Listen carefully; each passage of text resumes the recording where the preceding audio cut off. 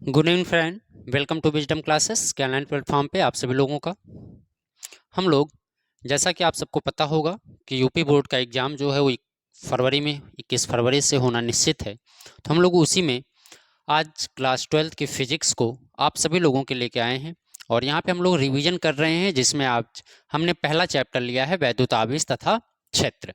हमने पहले चैप्टर से सिर्फ उन्हीं क्वेश्चन को डिस्कस करेंगे जो कि पिछले 10 साल में इस चैप्टर से क्वेश्चन पूछे गए हैं। हम उन्हीं क्वेश्चंस को इस क्लास में, आज की क्लास में क्या करेंगे, डिस्कस करेंगे, या फिर जो आपके एग्जाम में इंपॉर्टेंट है, आगामी एग्जाम में आ सकते हैं, हम उनके बारे में आज की क्लास में क्या करेंगे, डिस्कस करेंगे। मैं आपसे उम्मीद करता हूं कि अगर आप लोग इस क्लास को पूरी तरह से देखेंगे, अगर आप पूरी टॉपिक्स को तैयार करते हैं, तो वैद्युत आवेश तथा क्षेत्र से जो भी क्वेश्चन पूछा जाएगा वो आपको इस क्लास से मिलने वाला है। ठीक है, तो जो चैप्टर है हम लोगों का वो है वैद्युत आवेश तथा क्षेत्र। क्या है चैप्टर का नाम जो है हमारे, वो क्या है, वैद्युत आवेश तथा क्षेत्र। इस चैप्टर से अब तक के पूछे गए क्वेश्चंस को हम लोग यहाँ पे डिस्कस करेंगे। ठीक है, आपका एक क्वेश्चन है जो कई बार पूछा गया एग्जाम में है, मैंने देखा है अनसॉल्व पेपर में, कि कूलाम का नियम क्या है। ठीक ना, कूलाम के सूत्र का निगमन करिए, या कूलाम का नियम क्या है, कूलाम का मात्रक क्या है, कूलाम की बीमा क्या है। तो यहाँ से कई क्वेश्चंस हमसे कई तरीके से क्वेश्चंस को क्या किया गया है, कई बार एग्जामों में पूछा गया है। तो हम लोग आज की क्लास को यहीं से शुरुआत करेंगे। आप सबको पता होगा वैद्युत आवेश क्या, क्योंकि मैं उम्मीद करता हूँ सभी लोग पढ़े होंगे। तो हम लोग उसी क्वेश्चंस को डिस्कस करेंगे जो हमारे एग्जाम में इंपॉर्टेंट है, या जो हमारे एग्जाम में क्या हो सकते हैं, आ सकते हैं। तो सबसे पहले तो हम समझेंगे आज के क्लास में कि कूलाम का नियम क्या है।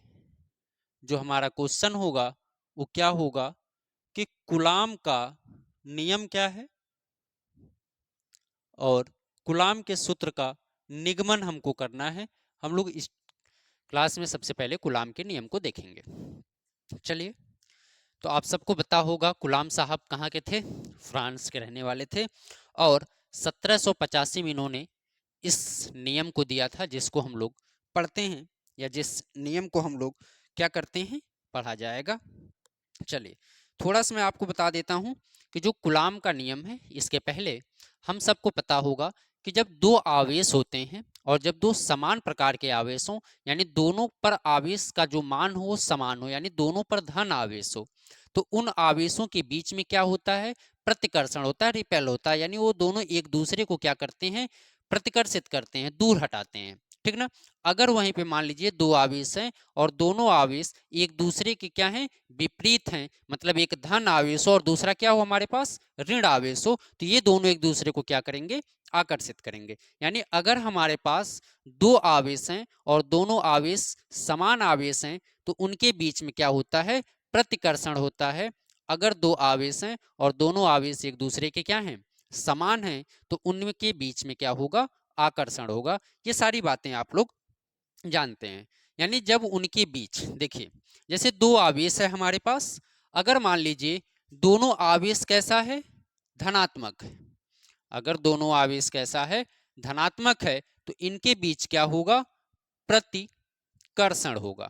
ठीक ना, अगर मान लीजिए दोनों आवेश, एक धन आवेश है और दूसरा क्या है, ऋण आवेश है, तो इनके बीच क्या होता है, आकर्षण होता है।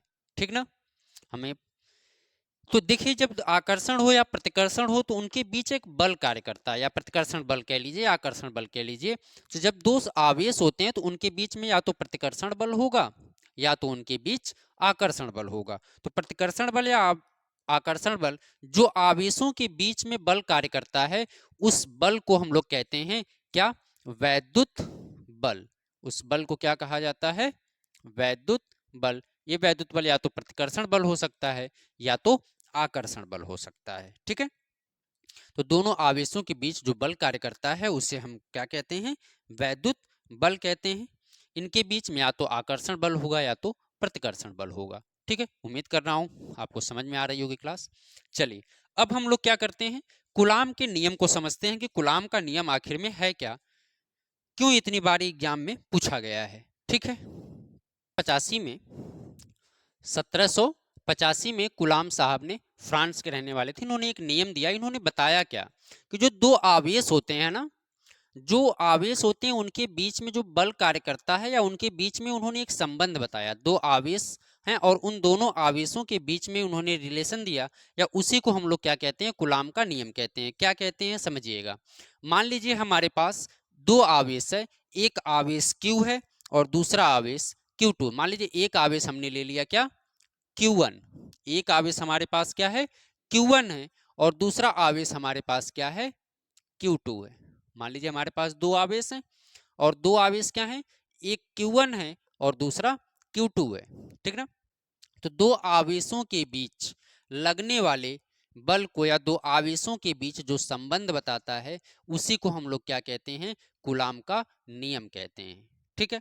अब मान लीजिए दो आवेश है, एक Q1 है और दूसरा क्या है, Q2 है, और इन दोनों आवेशों के बीच की जो दूरी है, इन दोनों आवेशों के बीच की दूरी क्या है, R है। मान लीजिए इन दोनों आवेशों के बीच की दूरी क्या है, R है। तो कूलाम साहब कहते क्या है, या कूलाम का नियम है क्या। कूलाम कहते हैं कि जो आवेश हैं, यानी कि दो स्थिर बिंदु आवेश, मान लीजिए दोनों आवेश क्या हैं, स्थिर हैं, एक यहाँ पे फिक्स है, एक फिक्स, इनके बीच की दूरी निश्चित है, ऐसा नहीं कि घट रहा है बढ़ रहा है।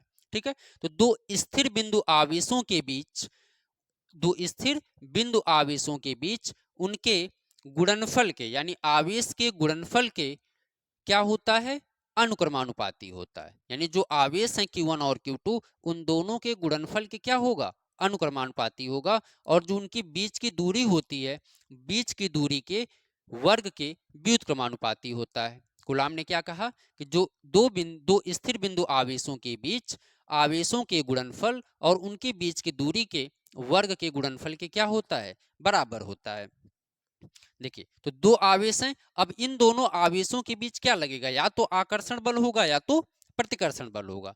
तो दो आवेश जो आपके स्थिर आवेश हैं, उन दोनों आवेशों के बीच में क्या होगा, या तो आकर्षण बल लगेगा या तो प्रतिकर्षण बल लगेगा। दोनों आवेशों की जो मात्रा है, दोनों आवेशों की मात्रा के गुणनफल के क्या होता है, अनुक्रमानुपाती होता है। मतलब उन्होंने कहा कि जो इन दोनों आवेशों के बीच लगने वाला बल है, वह उन दोनों आवेशों के गुणनफल के क्या होगा, अनुक्रमानुपाती होगा। मतलब F proportional to Q1 Q2 होगा। और दूसरा नियम क्या उन्होंने बताया कि F प्रोपोर्शनल टू 1/r²। चलिए समझते हैं कि दो स्थिर आवेश हैं, दोनों स्थिर आवेशों के बीच क्या होगा, या तो आकर्षण होगा या तो प्रतिकर्षण होगा। ठीक ना। इनके बीच की दूरी क्या है, R है। तो कूलाम ने क्या कहा कि दो स्थिर बिंदु आवेशों के बीच या तो आकर्षण बल होगा या तो प्रतिकर्षण बल होगा। उन दोनों आवेशों के गुणनफल और उनके बीच की दूरी के वर्ग के क्या होता है, व्युत्क्रमान, बीच की दूरी के व्युत्क्रमानुपाती, और उनके आवेशों के गुणनफल के क्या होता है, अनुक्रमानुपाती। तो अगर मान लीजिए हम इन दोनों को दो समीकरण मानते हैं और इन दोनों को क्या कर दिया जाए, एक साथ कर दिया जाए, तो F प्रोपोर्शनल टू हो जाएगा Q1 Q2 अपान R का स्क्वायर। अगर हम प्रोपोर्शनल को हटाते हैं तो क्या होता है, F बराबर K Q1 Q2 अपान R का स्क्वायर। यानी F बराबर क्या हो गया, K Q1 Q2 अपान R का स्क्वायर। उम्मीद कर रहा हूं समझ में आ रहा होगा। चलिए, K क्या है, यहां पर जो K है, K क्या है, अनुक्रमानुपाती नियतांक। K क्या है, अनुक्रमानुपाती नियतांक है।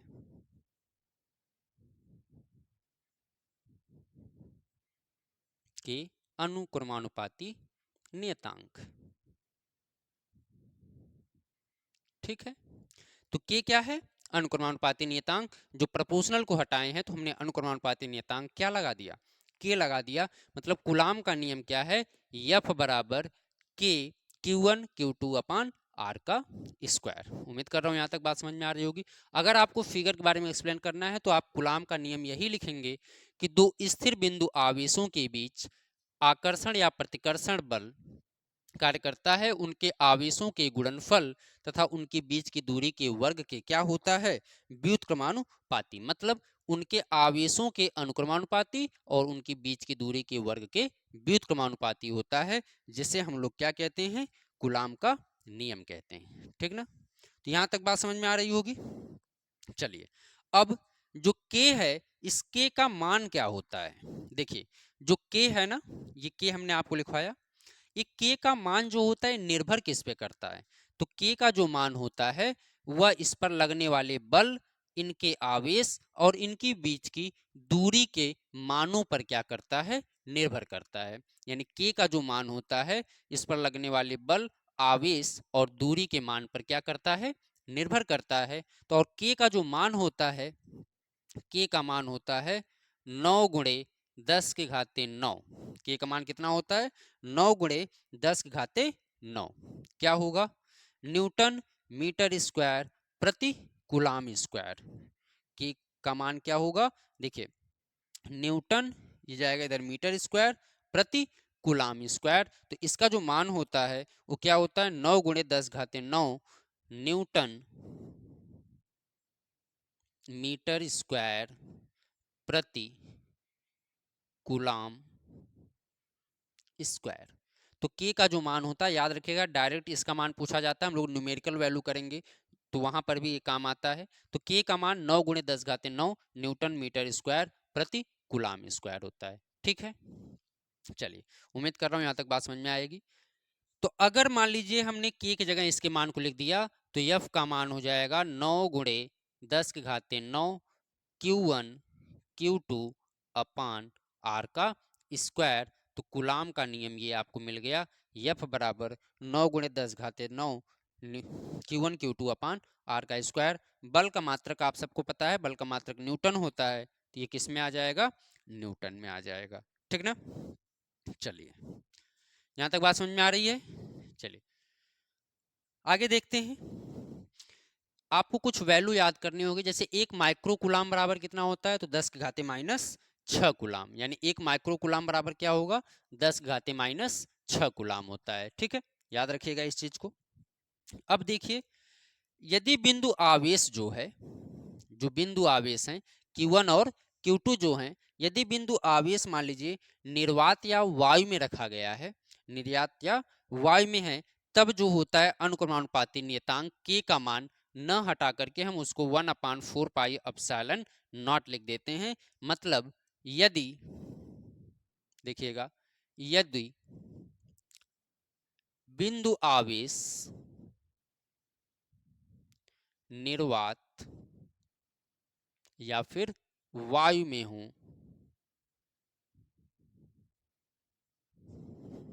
निर्वात या वायु में हूं, तो k का मान 1/4 पाई एप्सिलॉन नॉट लिखा जाता है। ठीक है, तो जब k का मान 1/4 पाई एप्सिलॉन नॉट लिखा जाएगा, तो f बराबर आपको मिल जाएगा 1/4 pi epsilon not Q1 Q2 upon R का स्क्वायर। यानी f बराबर क्या हो जाएगा, 1/4 pi epsilon not Q1 Q2 upon R का स्क्वायर।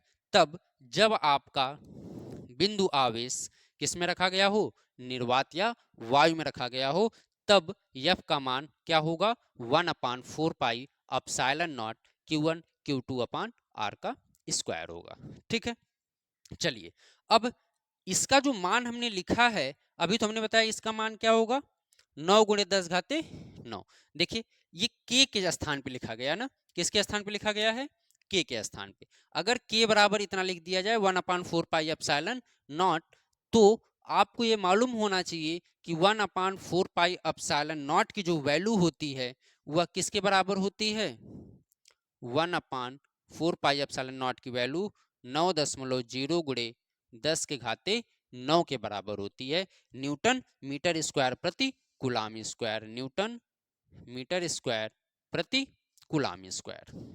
यानी 1/4 पाई एप्सिलॉन नॉट की वैल्यू भी कितनी होती है, 9 गुणे 10 घाते 9 न्यूटन मीटर स्क्वायर प्रति कूलाम स्क्वायर होती है। ठीक है, चलिए, अब आपको मैं बता दूं, ये एप्सिलॉन जीरो जो है, एप्सिलॉन जीरो होता क्या है, एप्सिलॉन जीरो को क्या कहते हैं। तो अपसाइलन जीरो को हम लोग, इसको क्या पढ़ा जाता है, अपसाइलन जीरो। यह अपसाइलन जीरो निर्वात की वैद्युतशीलता है।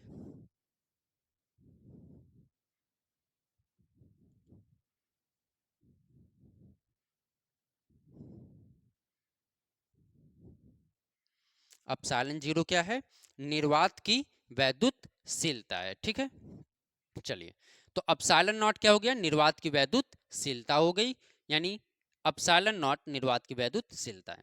अब देखिए यहाँ पर कुछ चीजें होती हैं, जैसे 1/4 पाई अपसाइलन नॉट का मान तो हमें पता है कि 9 × 10⁹ न्यूटन मीटर स्क्वायर प्रति कूलाम स्क्वायर होता है। देखिए, अगर हमसे पूछ लिया जाए कि अपसाइलन नॉट की वैल्यू क्या होगी, तो देखिए अगर यहाँ से हम ऐसे कर दें तो अपसाइलन नॉट उधर अगर जाएगा, तो अपसाइलन नॉट का यदि हमसे मान पूछ लिया जाए कि अपसाइलन नॉट का मान क्या होगा, तो इसका मान कैसे निकालेंगे, समझिएगा। ये देखिए यहाँ पे मल्टीपल इधर आएगा तो इसके साथ डिवाइड होगा, अगर ये इधर चाहता है तो अपसाइलन नॉट का जो मान होगा वो 1/4 पाई 9 × 10⁹, मतलब इसको मैंने अपसाइलन को उधर भेज दिया और इसको मैंने इधर लाया, तो ये हो गया। और 1/4 पाई की वैल्यू होती है 3.149 × 10⁻⁹। अगर हम इन सब का कैलकुलेशन करते हैं तो जो वैल्यू हमको मिलती है अपसाइलन जीरो की वैल्यू, वो मिलती है 8.85 × 10⁻⁻12, यानी अपसाइलन जीरो की जो वैल्यू होगी वो 8.85 × 10⁻⁻12। देखिए, तो यहाँ से आपको कैलकुलेशन कर लीजिएगा, मैं कैलकुलेशन नहीं कर रहा हूँ। 4 × 3.14 × 9 का अगर हम गुणा करके एक को डिवाइड करते हैं तो 8.846 करके कुछ वैल्यू आएगी, जिसको हम अप्रॉक्स वैल्यू में ले लिए हैं 8.85 × 10⁻⁻12 कूलाम स्क्वायर प्रति न्यूटन मीटर स्क्वायर। किस में आएगा, कूलाम का स्क्वायर प्रति न्यूटन मीटर स्क्वायर। ये हो गया अपसाइलन नॉट की वैल्यू 8.85 × 10⁻⁻12 कूलाम स्क्वायर प्रति न्यूटन मीटर स्क्वायर। अब आपको क्या करना है, इसकी बीमा भी आपसे कभी कभी पूछ ली जाती है कि अपसाइलन जीरो की बीमा क्या है। तो अपसाइलन जीरो की बीमा आपको अगर लिखना हो तो आप लिखेंगे अपसाइलन जीरो की बीमा क्या होगी। देखिए बीमा क्या होगी, m के पावर -1 L के पावर -3 T के पावर -2 सॉरी T के पावर 4 A के पावर 2 T के पावर 4 A के पावर 2। तो अपसाइलन नॉट की जो बीमा होती है, अपसाइलन जीरो की जो बीमा होती है, m के पावर -1 L के पावर -3 T के पावर 4 A के पावर 2 होती है। ठीक है, ये क्वेश्चन जो आपका है कंप्लीट कूलाम का नियम है। अगर आपको स्क्रीनशॉट लेना तो आप ऐसे ले सकते हैं। देखिए एक बार मैं फिर से रिपीट कर देता हूं, बड़े आराम से आप लोग समझिएगा क्वेश्चन को। कूलाम साहब ने क्या कहा कि दो स्थिर बिंदु आवेशों के बीच क्या होगा, या तो आकर्षण होगा या तो प्रतिकर्षण होगा। तो उनके बीच नियम क्या दिया उन्होंने कहा कि दो बिंदु आवेशों के गुणनफल के अनुक्रमानुपाती और उनके बीच की दूरी के वर्ग के व्युत्क्रमानुपाती होता है। तो हमने मान लिया कि जो उनके बीच लगने वाला आकर्षण या प्रतिकर्षण बल है, वह आकर्षण या प्रतिकर्षण बल दोनों बिंदु आवेशों के गुणनफल के क्या है, अनुक्रमानुपाती है, और उनके बीच की दूरी के वर्ग के क्या है, व्युत्क्रमानुपाती है। हमने दोनों को मिलाया तो हमको मिल गया यह proportional to Q1 Q2 upon R का स्क्वायर। ठीक है, तो F बराबर प्रोपोर्शनल को हमने हटाया तो K हो गया Q1 Q2 अपॉन R का स्क्वायर। K क्या है, अनुक्रमानुपाती नियतांक है। K का मान कितना होता है, 9 × 10⁻9 न्यूटन मीटर स्क्वायर प्रति कूलाम स्क्वायर। F का मान क्या है, अगर K का मान यहां रख दिया जाए तो यह बराबर हो जाएगा 9 × 10⁻9 Q1 Q2 अपॉन R का स्क्वायर। बल है, बल का मात्रक क्या होता है, न्यूटन होता है। ठीक है, चलिए, यदि दोनों बिंदु आवेश निर्वात या वायु में हो तो K का मान जो होता है वो 1/4 पाई एप्सिलॉन नॉट होता है। तो यह बराबर क्या हो जाएगा, 1/4 pi epsilon not Q1 Q2 upon R का स्क्वायर। 1/4 पाई एप्सिलॉन नॉट की वैल्यू क्या होगी, 9 क्रॉस 10⁹ न्यूटन मीटर स्क्वायर प्रति कूलाम स्क्वायर। एप्सिलॉन नॉट क्या है, निर्वात की वैद्युतशीलता है, और एप्सिलॉन नॉट का मान अगर आपको निकालना है तो आप यहाँ से पक्षांतर कर लेंगे, 1/4 पाई 9 क्रॉस 10⁹9 वैल्यू रखेंगे तो एप्सिलॉन नॉट की वैल्यू 8.85 क्रॉस 10⁻12 निकल के आ जाएगी। अगर बीमा आपसे पूछ ली जाए तो m की पावर -1, l की पावर -3, t की पावर 4, a की पावर 2 होगी। ठीक है, उम्मीद कर रहा हूं कि ये क्वेश्चन आपको समझ में आया होगा। आगे चलते हैं। दूसरा क्वेश्चन जो कई बार का पूछा गया है, ये क्या 2 नंबर में आप लोगों से पूछा जाता है कि वैद्युत क्षेत्र की तीव्रता क्या होती है। क्या, वैद्युत क्षेत्र की तीव्रता, वैद्युत क्षेत्र की तीव्रता क्या होती है। ठीक है, चलिए, तो सबसे पहले तो हम समझते हैं कि वैद्युत क्षेत्र क्या होता है या वैद्युत क्षेत्र की तीव्रता क्या होती है, क्योंकि इसी पर 2 क्वेश्चन हमसे कई बार पूछा गया है एग्जाम में। अभी अगली बार 2023 में भी इस टॉपिक से क्वेश्चन आया था कि वैद्युत क्षेत्र की तीव्रता, किसी बिंदु आवेश के कारण वैद्युत क्षेत्र की तीव्रता बताइए क्या होगी। ठीक ना, तो हम सबसे पहले तो ये समझ लेते हैं कि वैद्युत क्षेत्र की तीव्रता होती क्या है। देखिए, वैद्युत क्षेत्र जो होता है किसी बिंदु के चारों ओर का वह भाग होता है जिस पर उसका क्या हो, आकर्षण हो या प्रतिकर्षण हो।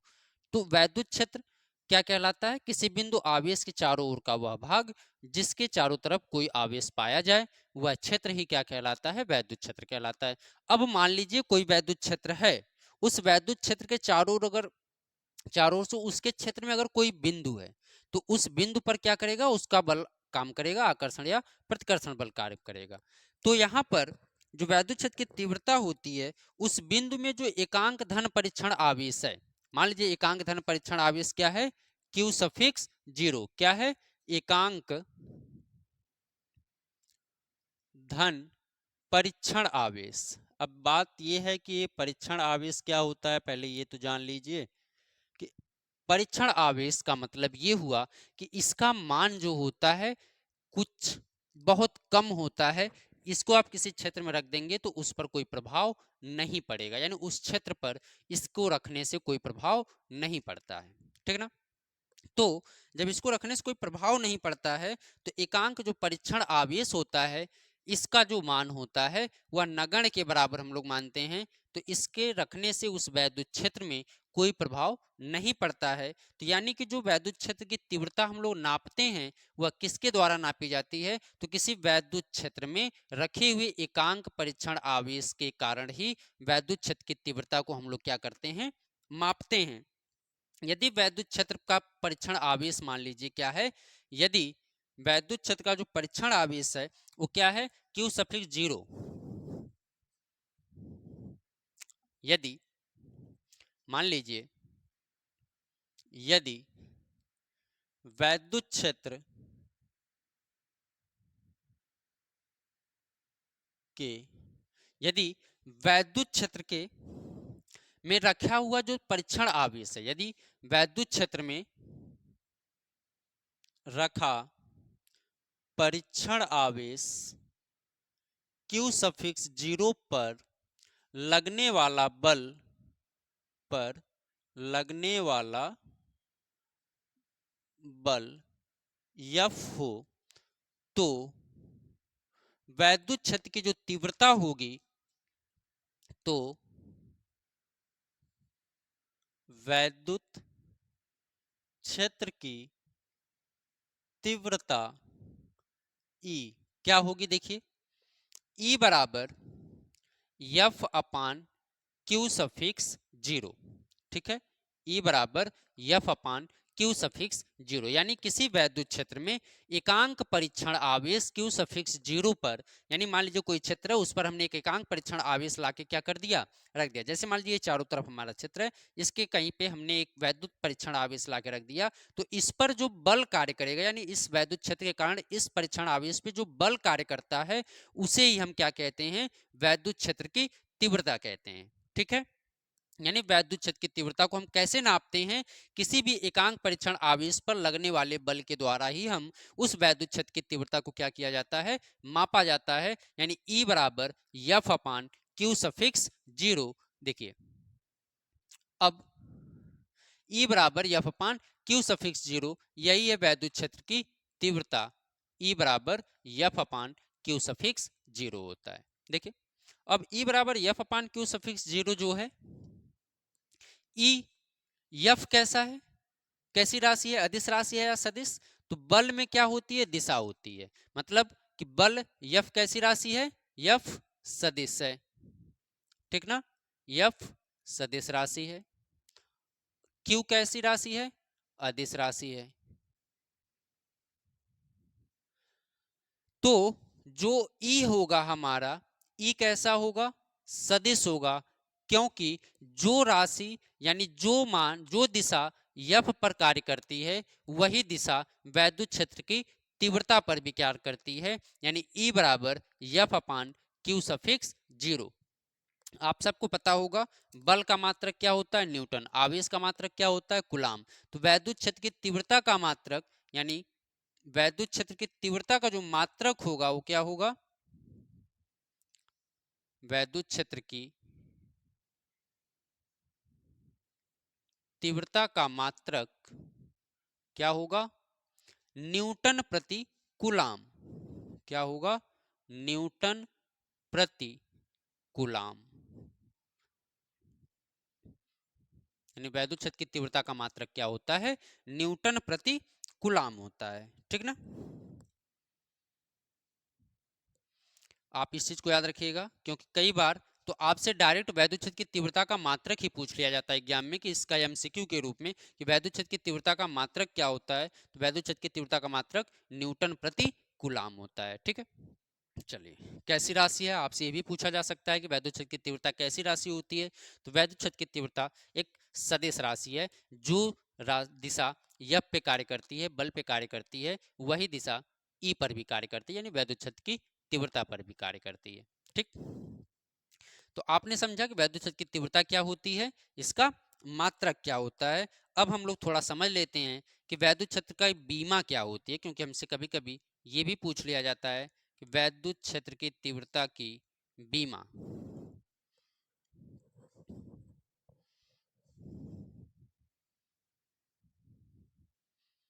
क्या होगी। देखिए ऊपर क्या है? बल। नीचे क्या है? आवेश। बल की बीमा क्या होगी? यम एल टी के पावर -2, यम एल टी के पावर -2 बटे आवेश की बीमा क्या होती है? ए टी होती है, ए टी। यानी कि बल की बीमा यम एल टी की पावर -2 और वैद्युत क्षेत्र की बीमा क्या होती है? ए टी होती है। तो अगर ये ए टी ऊपर जाता है तो हो जाएगा एम एल टी, नीचे से ऊपर जाएगा, दो पहले से एक ऊपर जाएगा तो ये -3 हो जाएगा और ए के पावर -1 हो जाएगा। तो वैद्युत क्षेत्र की बीमा जो होती है वो एम एल टी के पावर -3 ए के पावर -1 होती है, ठीक ना? तो उम्मीद कर रहा हूं कि वैद्युत क्षेत्र की तीव्रता अगर आपसे पूछ लिया जाए एग्जाम में तो आप निश्चित रूप से इसको कर पाएंगे। वैद्युत क्षेत्र की तीव्रता क्या होती है, वैद्युत क्षेत्र की तीव्रता मापते कैसे हैं, तो हमने बताया कि वैद्युत क्षेत्र की तीव्रता पे रखा हुआ, वैद्युत क्षेत्र में रखा हुआ कोई एकांक धन परीक्षण आवेश पे लगने वाला बल जो होता है, उसी के द्वारा हम वैद्युत क्षेत्र की तीव्रता को क्या करते हैं? मापते हैं। या उस पे लगने वाले बल की गणना हम लोग कैसे करते हैं? वैद्युत क्षेत्र की तीव्रता के द्वारा। तो E बराबर एफ अपान क्यू सफिक्स जीरो। कैसी राशि है वैद्युत क्षेत्र की तीव्रता? सदिश राशि है। इसकी मात्रक क्या होता है? न्यूटन प्रति कूलाम होता है। और इसकी बीमा अगर आपसे पूछ ली जाए तो यम एल टी की पावर -3 ए की पावर -1 होती है, ठीक ना? आइए अगला क्वेश्चन हम देखते हैं कि एक क्वेश्चन भी कई बार पूछा गया है, अभी 2022 में ये पूछा गया था कि किसी बिंदु आवेश के कारण, क्वेश्चन क्या है कि किसी बिंदु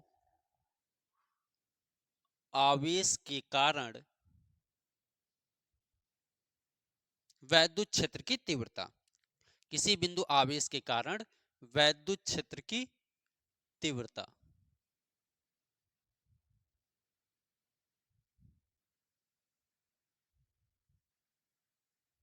वैद्युत क्षेत्र की तीव्रता ज्ञात करें या निगमन करें या क्या होती है, आपसे कुछ भी क्वेश्चन करके पूछा जा सकता है। मतलब क्वेश्चन पूछने का तरीका कुछ भी हो सकता है कि किसी बिंदु आवेश के कारण वैद्युत क्षेत्र की तीव्रता क्या होती है, ठीक ना।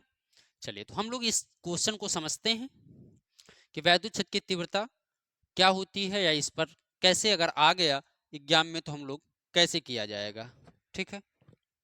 चलिए तो किसी बिंदु आवेश के कारण हमने अभी पढ़ा कि वैद्युत क्षेत्र की तीव्रता क्या होती है ना। मान लीजिए कि आपके पास कोई आवेश है, क्यों, चाहे वो धन आवेश हो सकता है चाहे ऋण आवेश हो सकता है, कोई दिक्कत नहीं, किसी भी प्रकार का आवेश हो सकता है। मान लीजिए कि हमारे पास कोई आवेश है क्यू, और वह किसी ऐसे बिंदु पर स्थित है जहां का परावैद्युतांक के है, मतलब वह निर्वात या वायु में नहीं रखा गया है, ठीक ना। अगर मान लेते हैं कि माना कि प्लस क्यू कुलाम का एक आवेश है हमारे पास, देखिए मान लिए कि हमारे पास एक प्लस क्यू कुलाम का क्या है, आवेश है, और यह बिंदु ओ पर क्या किया गया है, रखा गया है, और इस बिंदु ओ पर इसके वैद्युत क्षेत्र के चारों ओर क्या होगा, बल कार्य करेगा। चलिए अब बिंदु ओ पर जहां पे रखा गया है उस बिंदु की जो वैद्युत क्षेत्र की तीव्रता है वो क्या है, के, मतलब एक आवेश जो रखा गया है प्लस क्यू कुलाम का जो आवेश हमने लिया है, यह जो आवेश है एक ऐसे बिंदु पर स्थित है जिसका परावैद्युतांक क्या है, के है। अब इससे मतलब प्लस क्यू कुलाम से कुछ दूरी पर एक बिंदु है, मतलब मान लीजिए हमने इससे कुछ दूरी पर एक बिंदु मान लिया P, और इस बिंदु P पर हमको क्या ज्ञात करना है, वैद्युत क्षेत्र की तीव्रता ज्ञात करनी है। और वैद्युत क्षेत्र की तीव्रता ज्ञात करने के लिए हमने इस पर एक बिंदु परीक्षण आवेश क्या ले लिया, Q सफिक्स 0 ले लिया, यानी बिंदु P पर एक परीक्षण आवेश क्या है, Q सफिक्स 0 है, ठीक है। चलिए यानी कि हम ये कह सकते हैं कि प्लस क्यू कुलाम आवेश, क्यू कुलाम का आवेश किसी ऐसे माध्यम में स्थित है जिसका परावैद्युतांक क्या है, के है, और प्लस क्यू के कारण बिंदु ओ पर जो आर मीटर दूरी पर एक बिंदु पी है जिस पर परीक्षण आवेश क्या है, क्यू सफिक्स 0 है। लिखेंगे कैसे, देखिए माना माना कि क्यू कुलाम आवेश, क्यू कुलाम आवेश, माना कि प्लस क्यू कुलाम का आवेश बिंदु किसी ऐसे माध्यम में स्थित है, किसी ऐसे माध्यम में स्थित है जिसका परावैद्युतांक, जिसका परावैद्युतांक के है। बिंदु ओ से आर मीटर दूरी पर, मान लीजिए इनके बीच की दूरी क्या है, आर है, बिंदु ओ से आर मीटर दूरी पर एक बिंदु पी है, एक बिंदु पी है जिस पर वैद्युत क्षेत्र की तीव्रता ज्ञात करनी है हमें, वैद्युत क्षेत्र की तीव्रता ज्ञात करनी है, ठीक है। चलिए हमने क्या माना कि हमारे पास एक क्यू कुलाम का आवेश है जो ऐसे माध्यम में स्थित है जिसका परावैद्युतांक क्या है, के है, और बिंदु ओ से आर मीटर की दूरी पर एक बिंदु हमने पी लिया जिसका वैद्युत क्षेत्र की तीव्रता हमें क्या करनी है, ज्ञात करनी है। अगर हमें इस बिंदु पर वैद्युत क्षेत्र की तीव्रता ज्ञात करनी है तो यहाँ पर कोई एक परीक्षण आवेश होना चाहिए, तो हमने एक परीक्षण आवेश क्या ले लिया, क्यू सफिक्स 0।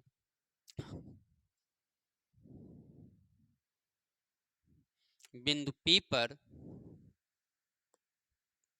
परीक्षण आवेश क्यू सफिक्स 0 है, ठीक। इतनी चीज आप लिख के आगे बढ़ जाएंगे। अब देखिए मैं थोड़ी सी आपको कुछ बातें समझा देता हूं। अगर मान लीजिए यहाँ पे आपने धन आवेश लिया है, धन आवेश लिया है, तो ये हमेशा धन परीक्षण आवेश होता है, मतलब पॉजिटिव होगा। तो जब ये धन आवेश है, ये भी धन आवेश है, तो इनके बीच क्या होगा, प्रतिकर्षण होगा। तो इसकी जो वैद्युत क्षेत्र की तीव्रता की दिशा होगी या इस पे जो बल कार्य करेगा वो इस साइड में होगा, ठीक ना। यानी इस पे जो लगने वाला बल होगा वो क्या होगा, इधर की होगा, ठीक ना। लेकिन अगर मान लीजिए ये परीक्षण, ये आवेश अगर आपने माइनस लिया तो ये आपका धन आवेश हो जाएगा, और जब ये माइनस है ये प्लस है तो इनके बीच क्या होगा, आकर्षण होगा। तब इसके बल की दिशा इधर की कार्य करेगी, यानी P से O हो जाएगी। अगर धन आवेश है तो O से P की तरफ होगी। चलिए कूलाम के नियम से हम लोग चलते हैं। कूलाम के नियम अनुसार क्या होगा, देखिए हमारे पास दो आवेश है Q और Q सफिक्स 0। इनके बीच की दूरी भी क्या है, R है। तो इनके बीच लगने वाला बल क्या होगा, 1/4 पाई अपसाइलन नॉट K। K क्यों, क्योंकि यह निर्वात या वायु में स्थित नहीं है, कैसे माध्यम में स्थित है, जिसका परावैद्युतांक क्या है, K है। इसलिए यहाँ पे क्या हो जाएगा, K हो जाएगा, यानी 1/4 पाई epsilon not K into Q suffix 0 upon R का स्क्वायर। यानी कूलाम के नियम के अनुसार क्या हो गया, या बराबर 1/4 पाई अपसाइलन नॉट के Q सफिक्स 0 अपान R का स्क्वायर हो गया, ठीक है। अभी हमने वैद्युत क्षेत्र की तीव्रता को पढ़ा था, अगर हम इसको यहीं पे रहने देते हैं तो वैद्युत क्षेत्र की तीव्रता E बराबर क्या होता है, देखिए वैद्युत क्षेत्र की तीव्रता E बराबर क्या होता है, F अपान Q सफिक्स 0। अगर हम यहां से F का मान निकालें तो F बराबर हो जाएगा E इंटू Q सफिक्स 0। इसके मान को आप ऊपर ले जाके रख दीजिए, मतलब कहाँ, जहां पे F है। यानी F का मान उपरोक्त में रखने पर या उपरोक्त समीकरण में रखने पर तो हमको मिल जाएगा, देखिए F की जगह हम इस पूरे वैल्यू को लिख देते हैं, तो 1/4 पाई अपसाइलन नॉट के क्यू सफिक्स 0 अपान R का स्क्वायर, और ये इक्वल आपका रहेगा ही E इंटू क्यू सफिक्स 0। अगर हम ध्यान से देखें दोनों साइड क्यू सफिक्स 0 है, कट जाएगा, क्या मिला आपका, इधर बचा E।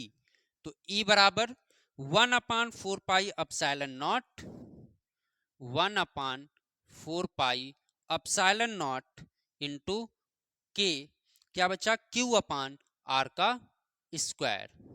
यानी वैद्युत क्षेत्र की तीव्रता E बराबर क्या हो गया, 1/4 पाई epsilon not K into Q upon R का स्क्वायर, ठीक ना।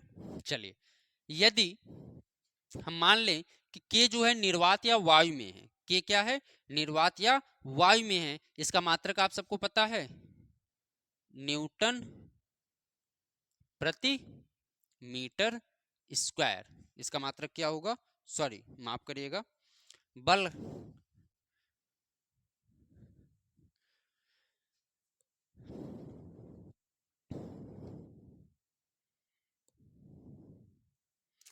तो E बराबर क्या आ गया, 1/4 पाई अपसाइलन नॉट इंटू के Q अपान R का स्क्वायर न्यूटन प्रति कूलाम।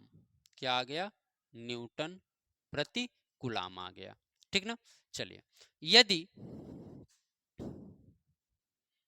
यदि मान लीजिए यह निर्वात या वायु में है, ये तो फार्मूला आपका हो गया, यही होगा किसी बिंदु आवेश के कारण वैद्युत क्षेत्र की तीव्रता, तब जब हमारा आवेश किसमें स्थित हो, जिसका परावैद्युतांक K में हो, निर्वात या वायु में ना हो। लेकिन मान लेते हैं कि यदि यह आवेश जो है हमारा वह किसमें है, निर्वात या फिर वायु में हो, तब K का जो मान होगा वो 1 हो जाएगा, और जब K का मान 1 हो जाएगा तो E इक्वल हो जाएगा 1/4 पाई अपसाइलन नॉट, K की जगह 1 हो गया, Q अपान R का स्क्वायर। मतलब तब जाके हमारा E का मान क्या हो जाता है, 1/4 पाई epsilon not into Q upon R का स्क्वायर, न्यूटन मीटर, न्यूटन प्रति कूलाम। अभी हमने वैद्युत क्षेत्र की तीव्रता में आपको बताया कि इसकी वैल्यू क्या होती है, 1/4 पाई एप्सिलॉन नॉट की वैल्यू 1/4 पाई एप्सिलॉन नॉट की वैल्यू होती है 9 × 10⁻⁹ न्यूटन मीटर स्क्वायर प्रति कूलाम स्क्वायर। क्या होती है, न्यूटन मीटर स्क्वायर प्रति कूलाम स्क्वायर। तो यहाँ पे इसका मान क्या हो जाएगा, ई का मान 9 × 10⁻⁹ इंटू Q/R का स्क्वायर। ये भी वैल्यू आप लिख सकते हैं, कोई दिक्कत नहीं है, न्यूटन प्रति कूलाम। आई बात समझ में? उम्मीद कर रहा हूं कि यहां तक समझ में आ रही होंगी बातें।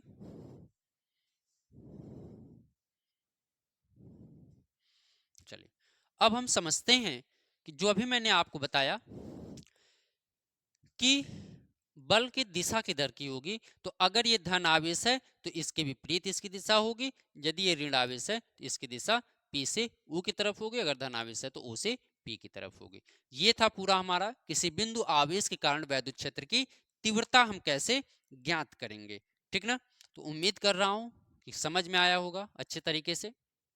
एक बार फिर से मैं रिपीट करता हूं, सुनेगा मेरे साथ, क्लास में ही तैयार करके जाइए, बस एक बार आप रिवीजन कर लीजिए, आपकी पूरी टॉपिक तैयार हो जाएगी, कोई प्रॉब्लम नहीं होगी। देखिए मान लीजिए कि एक आवेश हमने क्यू लिया, यह आवेश किसी ऐसे माध्यम में स्थित है जिसका परावैद्युतांक क्या है, के है, और वह बिंदु ओ से आर मीटर की दूरी पर एक बिंदु पी है जिस पर वैद्युत क्षेत्र की तीव्रता हमें क्या करनी है, ज्ञात करनी है। और बिंदु P पर हमने एक परीक्षण आवेश ले लिया, क्योंकि अगर हमें यहाँ पे वैद्युत क्षेत्र की तीव्रता ज्ञात करनी है तो परीक्षण आवेश का होना जरूरी है। तो यहाँ पे एक आवेश हो गया Q∗0। तो अब हमने कूलाम के नियम से क्या किया, Q1 Q2, मान लीजिए Q है, Q∗0 है, तो यह बराबर क्या हो जाएगा, 1/4 पाई एप्सिलॉन नॉट के Q∗0/R का स्क्वायर। वैद्युत क्षेत्र की तीव्रता E है, तो E बराबर क्या होता है, F/Q∗0। तो F बराबर क्या हो जाएगा, EF इंटू Q∗0। हमने F की वैल्यू को पूरा यहाँ पे रख दिया है, Q∗0 कट गया, तो E बराबर क्या आ गया, 1/4 पाई एप्सिलॉन नॉट के Q/R का स्क्वायर न्यूटन प्रति कूलाम। यहीं तक आपका क्वेश्चन हो गया।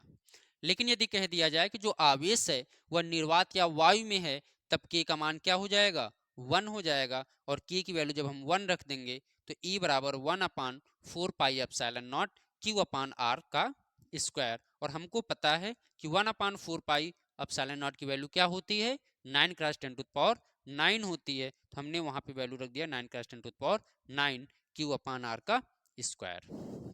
उम्मीद कर रहा हूं यहां तक समझ में आ गया होगा आप सबको।